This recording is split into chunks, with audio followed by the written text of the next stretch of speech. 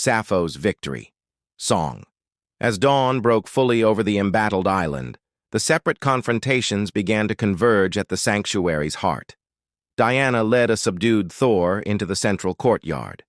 Rebecca arrived with Adam, whose flaming sword was now extinguished. Hecate entered with a physically transformed Goliath, now human-sized but carrying the wisdom of his race's better nature. Lilith returned alone, radiant with integrated power, explaining that Abraxas had been unmade when his foundational deceptions collapsed. In the courtyard center, Sophia awaited them, still glowing faintly from her metaphysical work. The women formed a circle around a simple stone altar, while their former adversaries stood uncertainly at the periphery. "Is this victory?"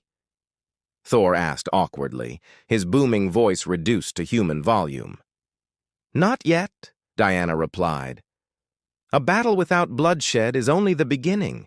The remaining followers of the patriarchs, warriors, zealots, and misguided believers, had gathered outside the sanctuary boundaries, confused by the absence of their leaders, but still committed to their cause. "They will not surrender easily," Adam observed. "I taught them too well that feminine power is something to be feared and controlled." "Fear cannot be overcome by force," Sappho said, stepping into the center of the circle. The poet had remained unseen during the individual confrontations, preparing for this moment. The small, unassuming woman seemed an unlikely champion for this final act. She carried no weapons, commanded no obvious magic. Yet as she took her position at the heart of the sanctuary, something in her presence commanded attention. "What we do now will echo beyond this island, beyond this moment," Sappho addressed both her allies and former enemies. "We stand at the threshold between two possible worlds." She produced a small scroll, unrolling it to reveal verses written in her own hand. "These words contain no battle magic, no destructive force. They are simply truth, distilled to its essence." "Words cannot stop an army," Thor objected. "Perhaps not your words," Diana told him with a slight smile. "But you have never heard Sappho speak reality into being." The poet began to recite her verses. The poem spoke of balance disrupted and restored, of power that flows rather than dominates, of strength found in yielding and wisdom in listening. As the words filled the air, something extraordinary happened. Each phrase hanged visible in the air, luminous and alive, connecting to the next in patterns of light that reflected the fundamental structures of reality. The melody began soft as morning dew, rising gradually like the ancient call of earth itself. Sappho's voice transformed, no longer merely human, but channeling something primordial and divine. "Hear me, children of dust and stars, Gaia's voice through mortal lips, I who cradle mountains in my palms and nurture oceans in my veins." As she sang, the ground beneath their feet began to pulse with gentle warmth, grass sprouting between stone tiles, tiny flowers unfurling in impossible colors. "Before thrones, crowns, and armies, I was the first sovereign of all realms. My body, the sacred temple from which all life emerges." The warriors outside the sanctuary felt the vibrations through their feet, a sensation both strange and oddly familiar, like a memory from before memory existed. "My daughters carry my eternal flame, not to burn or destroy or conquer, but to illuminate the forgotten paths, to warm the chambers of hardened hearts." Sappho's voice expanded, becoming a chorus of countless women's voices, mothers, daughters, warriors, healers, queens, and servants across all times. "We do not claim power over, but power with, power through, power within." The spiral dance of life renewed, the circle never broken.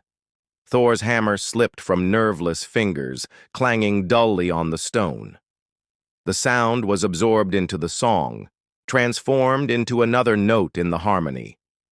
Adam watched as his own hands began to glow with the same light that emanated from the women's circle. "Remember who you were before division poisoned truth, when masculine and feminine flowed as twin rivers from the same holy mountain." The zealots who had pushed forward to attack now stood transfixed, weapons lowered, as golden threads of light extended from the sanctuary, touching each forehead, each heart. I am the mother who birthed both sword and shield, creator and destroyer, darkness and dawn. In my embrace, all contradictions dissolve. All polarities find their sacred union. Sophia stepped forward, joining her voice with Sappho's, their harmonies intertwining like DNA spirals made audible. We stand not in opposition but completion, not as conquerors but as healers. The wounds of millennia need not bleed eternally when truth flows freely through opened veins. Diana, Hecate, Rebecca, and Lilith joined the song, each voice adding new dimensions to the resounding anthem that now filled not just the sanctuary, but seemed to encompass the entire island. This is our victory song, not triumph over, but triumph through, not the silencing of foes, but the awakening of friends. The former adversaries found themselves drawn into the circle, not as captives, but as participants. The song awakened something ancient within them, a recognition that transcended doctrine and dogma. Feel the earth beneath your feet pulse with my heartbeat, the rhythm that sustained you before your first breath. I, who am mother to both woman and man, who creates balance from opposing forces. As the final verse approached, Sappho's voice grew impossibly rich, layered with harmonics that bent reality itself. The air shimmered with golden light as she sang, "By my breath that stirs the cosmos, by my blood that flows in rivers, by my bones that form the mountains, by my milk that nourishes galaxies, I reclaim my fractured children, I restore my scattered wisdom, I rebuild my broken temples, through these daughters who remember." This victory is not an ending, but beginning. Not conquest, but conversation. Not dominance, but dance. The eternal spiral turning toward home. The last note hung suspended in the air before dissolving into golden motes of light that settled over everything like blessed rain. In that moment of profound silence that followed, even the most hardened warriors felt tears on their cheeks without understanding why. The transformative power of the song had reached beyond the physical realm. The followers outside the sanctuary stood in reverent silence, weapons forgotten at their feet. The ground had shifted beneath them, not physically but fundamentally. Something ancient had been remembered, something essential restored. What was that?" Thor whispered, his voice humbled for the first time in his immortal life. "That," said Diana, "was truth sung in its original language." Sophia approached the former adversaries with open hands. "The question now is not whether you surrender to us, but whether you can surrender to what you've just remembered." Adam looked at his empty hands, then at the women standing in their circle of quiet power. "I had forgotten," he said slowly, "that before I named all living things, she had named me." As the sun reached its zenith over the sanctuary, the battle that never fully erupted had transformed into something unprecedented. Not a peace negotiation, but a healing council.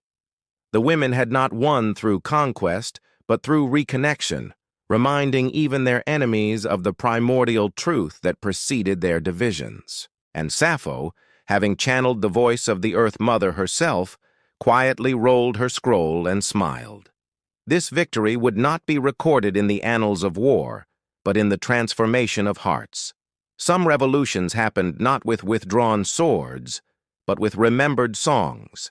The ultimate triumph was not the defeat of the patriarchs, but their awakening to the divine feminine they had long ago severed from themselves. And as adversaries became allies in the work of restoration, Sappho knew this was only the beginning of a far greater song, one that would continue long after she returned to the earth, whose voice she had briefly, gloriously embodied.